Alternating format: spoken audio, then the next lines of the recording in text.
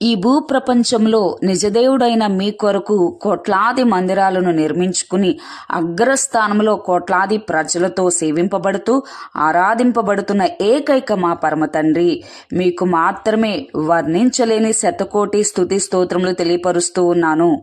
Praise the Lord brother and sister. ఈరోజు పరమ తండ్రి మాట నీ కొరకే.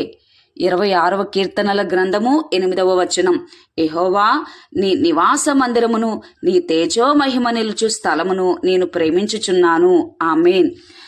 మరి నేను కూడా 40 దినములు ఉపవాసం ఉన్నప్పుడు ప్రభువారి సన్నిధానంలో ఏడుస్తూ ఇలా ప్రార్థన చేస్తా ఉన్నాను. ప్రభువా, భక్తులైన వారు మిమ్మల్ని ప్రేమించటమే కాదు కానీ వారు మీ మందిరాన్ని కూడా గౌరవిస్తూ మరి అనేక మాటలు మరి మీ ఆ యొక్క మందిరం యొక్క విశిష్టతను తెలియపరుస్తూ ఉంటారు.